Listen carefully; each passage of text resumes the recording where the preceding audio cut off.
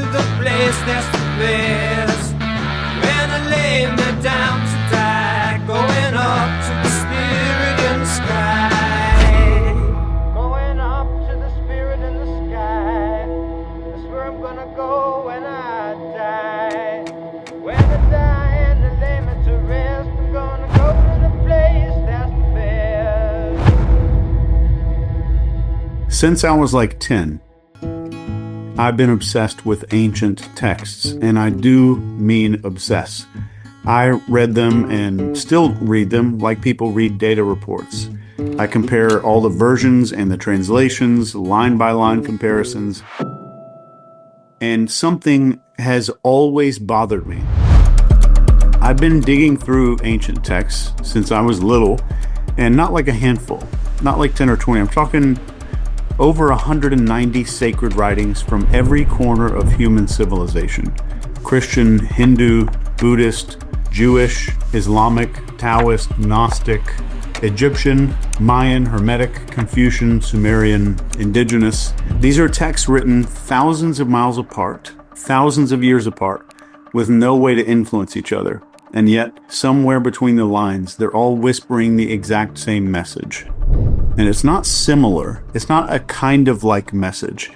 It's the exact same 5 truths over and over.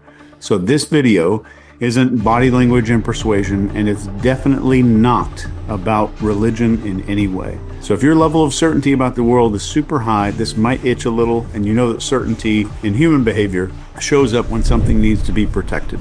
So you do not have to agree with any of this to get something powerful from it. All right.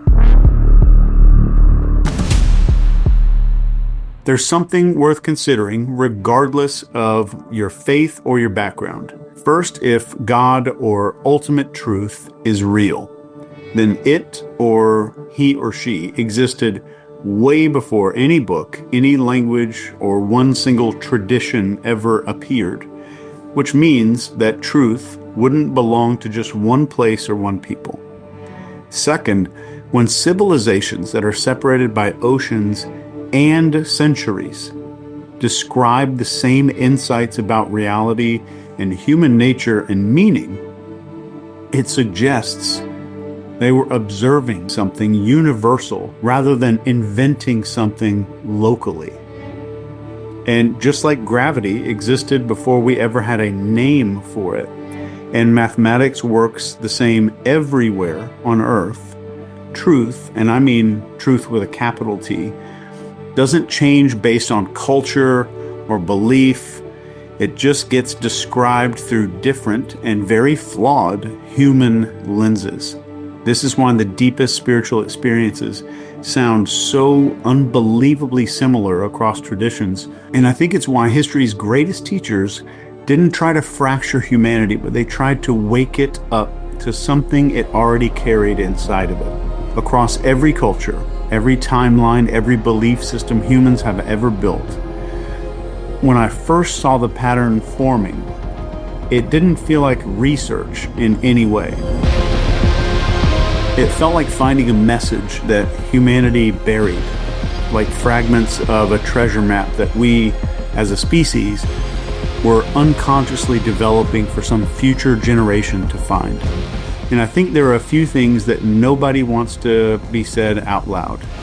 First, if truth is real, if it's fundamental, it should show up everywhere, in every era, every tribe, every myth, every scripture, and I think that it actually does. But somehow, I think we miss something. We get lost in the arguments about who's right. We get lost in the differences, the translations, the rituals, the politics, and the fear. And we started defending our favorite book instead of noticing what all the books were trying to say. If you can imagine dozens of civilizations who never met, they never traded language, they never shared a single word with each other, all describing the same fundamental truths of reality, what would that mean? What would that force us to consider?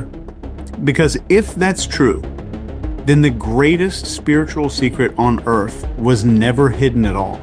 It was just scattered like a puzzle all across our species' story.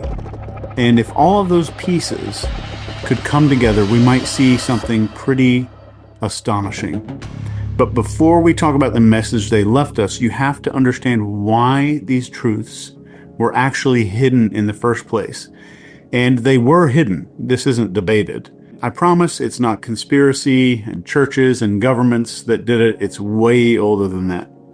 Before we go any further, you need to understand something that almost everybody gets wrong about all these ancient texts, because I know there's a lot of videos out there that talk about them. These ancient texts were not trying to be mysterious. They weren't trying to be poetic. They weren't trying to confuse anybody. They were trying to describe the utterly indescribable by using a human brain and human language that was never designed to grasp any of this at all. That is truly the core problem. Language. So language, any language, is a cage. It's a net with holes that are way too wide to catch something that's truly infinite. And the people who wrote these texts, they knew that. That's why Lao Tzu opens the Tao Te Ching with the most brutally honest sentence in the ancient texts altogether. The Tao that can be spoken is not the eternal Tao. The meaning is, the moment that you try to explain ultimate truth, you've already distorted it and filtered it and tried to contain it. Jesus understood this too. He literally tells the disciples that he speaks in parables because most people aren't ready to comprehend the truth directly. They didn't have language for quantum physics and non-duality or consciousness models like we do today, which is still an infantile language. They had to compress the infinite into words. So every ancient culture hit the exact same wall. How do you describe an experience bigger than thought itself with a language that's built out of thought? How do you describe God, unity, infinity, consciousness with a vocabulary built for farms and weather and trading spices and chickens with each other? How do you tell people the universe is one before they even understand atoms or galaxies or even their own mind? The answer is, you can't. So they did the only thing that they could. They spoke in metaphors and symbols and myths and stories, poetry and parables and riddles, and sometimes it was just silence. And they didn't do this to hide the truth. The truth was just too large to fit through the doorway of our primitive little language. If you can imagine standing in front of a sunrise so massive and overwhelming that words feel absolutely stupid to describe it. Now imagine trying to explain that sunrise to somebody who's never seen light before. This is why ancient texts seem contradictory. The problem wasn't the message. It was the translation. Different cultures, different metaphors, different symbols. It was the same truth filtered through different and extremely human limitations. And when you finally zoom out far enough, the differences disappear. The metaphors line up, the symbols overlap, and in my estimation, the contradictions dissolve. You start to see that these were fragments of maps. And once I noticed that, something insane happened. The patterns in these texts started connecting like constellations across all these continents, across millennia, across belief systems that supposedly are against each other. They weren't opposing each other at all. They were completing each other. And that's when these 5 truths revealed themselves. So here's where we go next. If every civilization on Earth discovered the same truths, if humans who never met somehow described the exact same reality, the question becomes, what exactly did they all see? Here's what they all agreed on. This is the first truth. The one the ancient world tried their absolute hardest to communicate to us. And it's also the one that we've gone the farthest away from. You are not separate. You never were, and you never could be. Every single ancient civilization on Earth figured this out. In the Upanishads from India, they had a saying called Tat Twam Asi. I think that's how you pronounce it, but it basically means you are that. Not connected to it, not loved by it. You are the divine wearing this human costume. Jesus even said this. He said the entire kingdom of God is within you, not in a building or a book, in you. In the ancient Sufi texts, they said you are not a drop in the ocean. You are the entire ocean in a drop. If you look at Hermetic texts, all is one. If you look at Taoism, everything is the Tao expressing itself in 10,000 forms. If you look at the ancient Mayan text, which is called the Popol Vuh, you see heart of sky, heart of earth. This is the universe as a single living being. Even looking at Buddhism, there is no separate self. If you look inside the Kabbalah, which is one of my favorite quotes, they say creation is one emanation, divided only in appearance. And if you look into quantum physics, what are we starting to discover? Everything is one field, fragmented by perception. Different cultures, different metaphors, same exact truth. There is no you versus the world. There is only this one universe, like experiencing itself from your point of view. Separation is what they're trying to show us, is a hallucination. Being divided is a glitch in humanity, and isolation is not really real. This is the kind of the metaphor they're trying to get us to understand.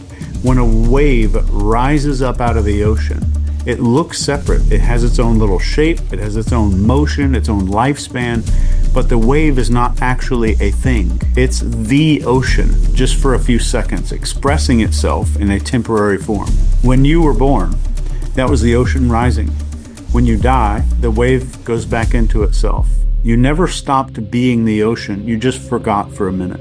And when every ancient text says things like one spirit, one God and Father of all, as above, so below. You are that. The kingdom is within. All is mind. Everything is the Tao. They're all trying to point at the same thing. You are the universe, aware of itself. You are the divine, looking out through human eyes temporarily. You are not the world. The world is in you. And here's the super raw part that they didn't say outright. Every mystic hinted at this. If you aren't separate, then your entire life, your entire identity, your whole entire worldview might just be built on a misunderstanding. And that misunderstanding is what makes most of us suffer. Because the moment that you believe that you're separate, you start fearing loss and death and rejection and scarcity. And we start chasing significance and validation and control. We start defending our little ego like it's sacred. But the moment that we remember what we actually are, the fear goes away. Conflict all dissolves. Loneliness goes away. Death changes meaning entirely. And life becomes something that we can finally understand. A single field of consciousness, somehow playing out as billions of expressions, trying to remember itself. This is why truth number one sits at the foundation of everything else. Because if we are not separate from each other, and if you're not separate from the universe, then what comes next is the operating system of reality. Number two, fear is an illusion and love is the truth. So if the first truth is that you're not separate, the second truth is the one that keeps shaping your entire life without you realizing it. Fear is the greatest lie ever told. Love is the only thing that's real. Every ancient text, it doesn't matter the culture, it doesn't matter what language, repeats the same idea so many times it's almost suspicious. The most repeated phrase in the entire Bible is fear not, or do not be afraid. A quote from Jesus says, perfect love casts out fear. We hear the Buddha say, hatred does not cease by hatred. By love alone is hatred healed. In the Bhagavad Gita, we read, the path of devotion, love, leads to liberation. The path of ignorance, fear, leads to suffering. In the Tao Te Ching, we see courage comes from love. Paralysis comes from fear. In the Dhammapada, we read, the mind is everything. meaning that fear starts in the mind and not the world itself.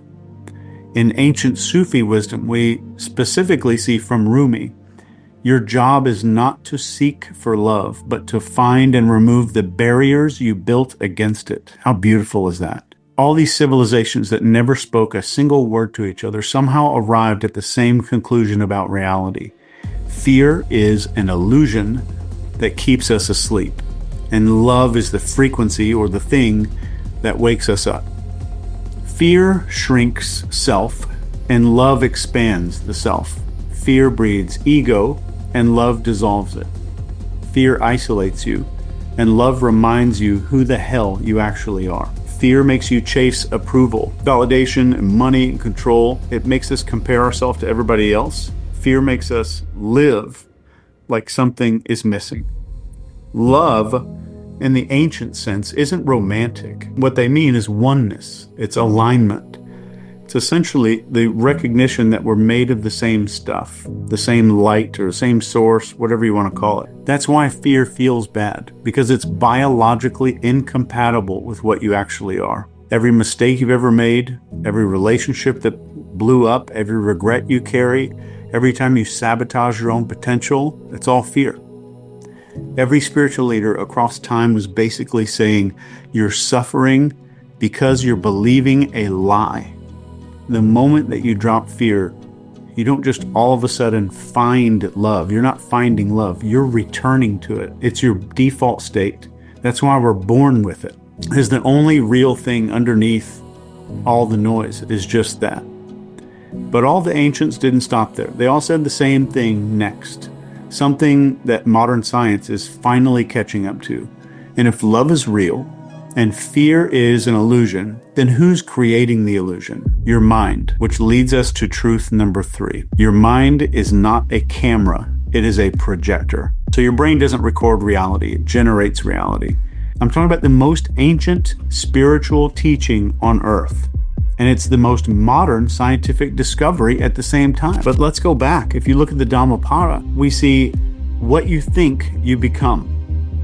If you look at the Hermetic texts, the all is mind. In the Hindu Vedanta, we see Maya, the world you perceive, is shaped by the mind's illusions. And then back to the Upanishads again. The universe arises from consciousness. That's pretty straightforward. And even looking back at Plato, he says reality is the moving image of eternity. And the translation for that would be the mind shapes what you perceive. If you look at quantum physics, observation changes the behavior of matter, physical particles. So I think the meaning here is consciousness is not inside the universe. The universe is inside consciousness. Every single culture was screaming this exact same thing. Your mind is not reacting to life. It's constructing the version of life that you're experiencing. Your fears, your beliefs, your identity, your memories, your stories, all those patterns you have in your life. We think that they're interpretations. What they are is filters that reshape reality before reality reaches you. This is why two people can live through the exact same moment and experience two completely different things. This is why suffering usually comes from inside and not outside. This is why so many ancient texts focus way more on inner world than outer world. And this is probably also why every spiritual path teaches stillness and silence and presence and meditation and surrender. And I think this is because the moment that we stop letting fear hijack the projector, we start seeing reality pretty clearly for the first time. If your mind shapes reality, then every limitation you hold is one that you unconsciously built. And every breakthrough that you're chasing is just one little thought pattern away. Truths 1, 2, and 3 combine into a single explosive idea. If you're not separate, if fear isn't real, if your mind is essentially shaping everything, then the only thing standing between you and freedom is the part of you that believes otherwise. And this brings us to the most dangerous truth of all. The enemy is not the world. The enemy is the ego. So if those first 3 truths show you what you are, the 4th truth shows you what's been blocking you from the beginning. So the ego is the only real enemy here. It's the only enemy that you're going to face. No demons, no bad luck, no other people, not the world. Every ancient text, every mystic, all these enlightened teachers, they all gave us the exact same warning. The thing that we call us, the thing that you call you, is the thing that's hurting you. If we look in the Bhagavad Gita, we see the self must conquer the lower self. If we read Plato, he says, all sins come from excess self-love. If you read the words of Jesus, unless a man dies to himself, he cannot live. In the words of the Buddha, suffering begins with attachment to the self. In the Tao Te Ching, we see he who defines himself can't know who he truly is. Different continents, different countries, same diagnosis. The ego is not your personality or your identity. It's not your sense of I. Let me give you a definition of ego that's going to change your life if you adopt it. The ego is the story that you built to survive your fears. It's a mask, it's a guardrail, it's a little protective suit that we stitch together from trauma and insecurity and expectations and some conditioning. And that suit becomes our prison. But the ego desires one big thing: separation. It needs to feel separate to exist. Separate from other people, separate from the big universe, separate from the divine, separate from truth. The ego has to be able to compare. It feeds on better than, worse than, smarter than, more deserving than, more important than. So basically, the ego needs three things. It needs hierarchy, conflict, and recognition. So it needs to win, to be right, to be special, to get defended by you. This is why it never shuts the F up. The ego is the voice that says, they're judging you. You're not enough. You're falling behind. What if you lose everything? Or what if they don't like you? You need to prove yourself. You need more. You need control. But here's the ancient secret almost nobody realizes. The ego's entire existence is based on fear, and fear is already not real. This means that your ego is a hallucination. It's a survival instinct that doesn't understand who you actually are. You're the ocean. The ego is a ripple that thinks it's the entire Pacific Ocean. You are the divine. The ego is a child pretending to be the king. This is why every ancient tradition told you to let it go. Not because they wanted you to be moral or have some enlightenment and go out and buy linen pants and wooden bead necklaces and shit like that. They didn't want obedience or anything, or even purity. It's because you can't experience truth while you're holding on to something that isn't true. You can't be infinite while you're clinging on to a story that makes you small. You can't feel oneness while you're protecting a self that doesn't exist. You can't wake up while you're defending the dream. And once you drop the ego, even if it's for a little second, you'll feel something terrifying and beautiful. You never needed it. You were always complete. The armor was the wound. Ancient teachings weren't obsessed with humility. They were obsessed with liberation. And once the ego falls apart, the final truth appears immediately. And this is the final truth that ties the entire universe together. This is truth number 5. Everything is connected. This one shows up everywhere, from ancient temples to modern physics laboratories. Everything's connected. Everything is one system. Everything influences everything. That's how everything it gets. In the Hermetic texts, we see this principle of as above, so below. In the Kabbalah, we see all creation emerges from a single tree of life. In quantum physics, no particle is truly separate. Every particle has some entanglement. In Taoism, we see this idea of opposites are not enemies. They're complementary forces of the same source. In the Mayan Popol Vuh, this is where we see the universe is one living organism. In Buddhism, we have the concept of what's called interbeing. Nothing exists independently. And in Sufi mysticism, the soul is a thread in the same cosmic fabric. Even if you look at the Egyptian pyramid texts, we see the soul returns to the stars from which it came. In ancient Native American wisdom, they have a phrase that's, I think, pronounced Mitakuye Oyasin, which is, we are all relatives, essentially saying, with all beings, I am related. Nothing stands alone. So every action ripples, every emotion radiates, every intention vibrates through the whole. You are not some separate node in the universe. You're a neuron in a cosmic brain firing inside of infinity. And your life is not happening to you. Your life is happening with you, through you, and as you. And suddenly, all 5 truths click together like a lock snapping open. You're not separate. Fear is an illusion. Your mind shapes reality.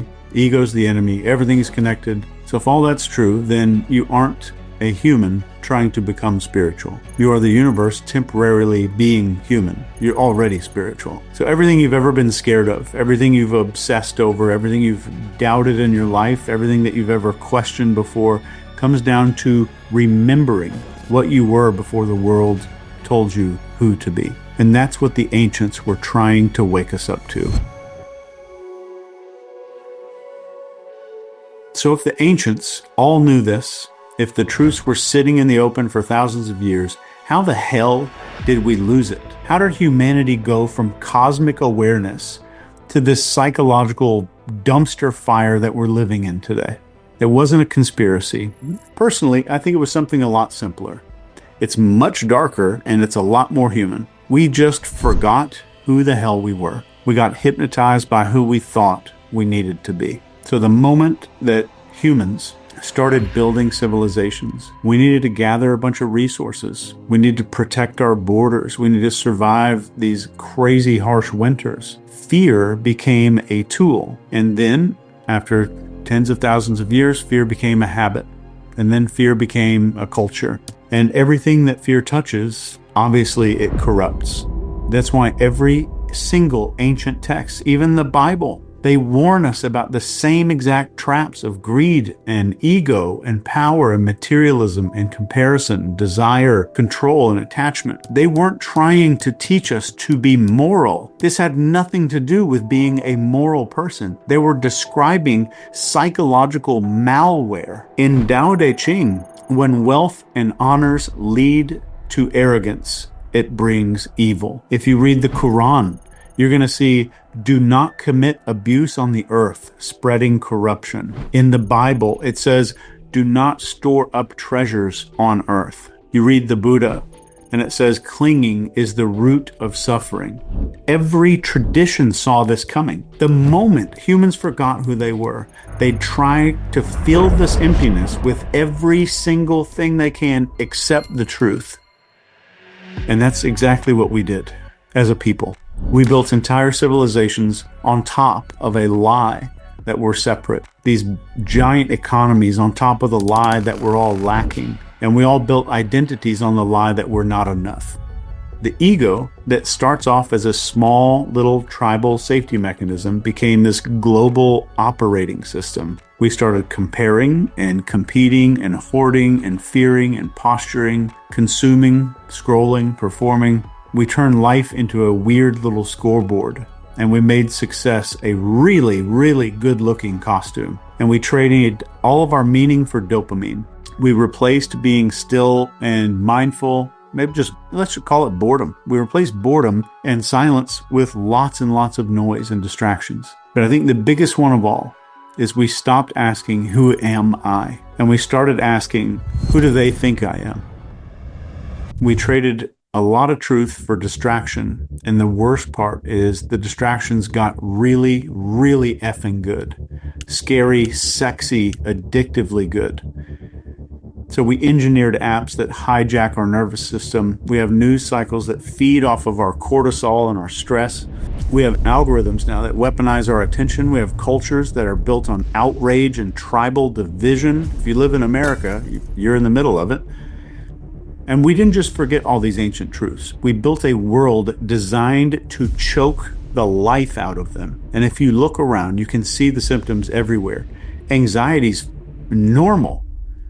Depression is common. Addiction is everywhere. Loneliness is an epidemic we're in the middle of. Attention spans are collapsing. People don't even know how to be bored. Replaced wisdom with content. Contemplation with distraction. We became the most technologically advanced species in history, and simultaneously, the most spiritually disconnected. Again, it's not because this truth just disappeared somehow. It's because the noise got louder than the signal. The ancient warning was not a metaphor. It was a prophecy. And the prophecy is, if you forget yourself, you will forget everything that matters. But there's another part the ancients also agreed on. Once the illusion gets to the point where it gets unbearable, once the noise gets super overwhelming, once the ego starts to look like a crazy Jenga tower, that's when people start to wake up. And right now, in this era, in this generation, we are seeing that start to happen. The illusions are cracking. The distractions aren't working as well as they used to. My friend Sean Ryan did an entire series about this called PSYOP. People are starving for something real, and they don't know why. And this brings us to this final section. What did the ancients say about this awakening? Is it really an awakening? And what is it going to mean for our life? So if forgetting makes us suffer, then remembering is what sets us free. And every ancient tradition, every one with no exception, they didn't just warn us about ego and fear and illusion. It also left very detailed instructions for what happens after the collapse. They left us a roadmap for waking up. And the patterns are unbelievably clear once you know what to look for. And they don't give you a bunch of rules and dogma and rituals, just internal transformations. So let me show you exactly what they said. Number one, waking up begins with truth. In the Bible, in John 8:32, the truth will set you free. Not obedience, not faith, truth. Truth about yourself, about the mind, about fear and ego. Truth is the solvent that dissolves the illusion. In the Avestra, which is a Zoroastrian text, we see the quote, "Truth is the best good. It is the everlasting light." From the Buddha, we see the quote, "There are three things that cannot remain hidden: the sun, the moon, and the truth." Every awakening starts here. The moment we stop running from reality and start seeing it. This is why suffering is what happens before awakening, because pain breaks the illusion that we all kind of hide behind. So number two, waking up requires presence. Every tradition says awakening doesn't happen in the future, not someday. It doesn't happen when you're healed and calm and ready. The Buddha tells us, don't dwell in the past, don't dream of the future, concentrate the mind on the present moment. In the Tao Te Ching, they say if you're depressed, you're living in the past. If you're anxious, you're living in the future. If you're at peace, you're living in the present. And Jesus said this in the book of Matthew 6:34. Do not worry about tomorrow. If we read Plato, he says time is the moving image of eternity. It's just right now. Presence is not a spiritual idea. You can get rid of the whole concept of the word spiritual. It's a doorway back into reality. The ancients were not saying be mindful. What they're telling us is stop living in an illusion. Don't live in a fake world. Number three, waking up requires compassion and service. And every single ancient text links awakening with compassion. And it's not compassion because you're a morally good person. It's compassion because you recognize the truth. Because if I see you as myself, compassion isn't morality. It's just me taking care of me. If you read the Quran, you see the quote, give to the needy, the orphan, the captive. In the Bible, it says, love your neighbor as thyself, or as yourself. In the Analects, Confucius 12:2 says, a gentleman seeks virtue. And Plato says, be kind, for everyone you meet is fighting a hard battle. Compassion is something that we recognize. We don't learn it, we recognize it. So once you stop believing that you're separate, love and compassion becomes the only behavior that makes any sense at all. It doesn't mean like I'm a good moral person. It just means I'm acting in something that makes perfect sense. Step 4, waking up requires stillness and self-knowledge. This shows up everywhere. In the Upanishads, we see, know thyself and you shall know the universe. Socrates said the unexamined life is not worth living. In the Yoga Sutras, yoga is the stilling of the mind. In the ancient Nag Hammadi text, which is in Gnostic Christianity, it's a type of Christianity. Know yourself and you will be free. And the Buddha tells us, in stillness, truth reveals itself. Awakening is not adding new ideas. Never, ever let somebody sell you on this idea. It's not going out and buying beads and adding new ideas.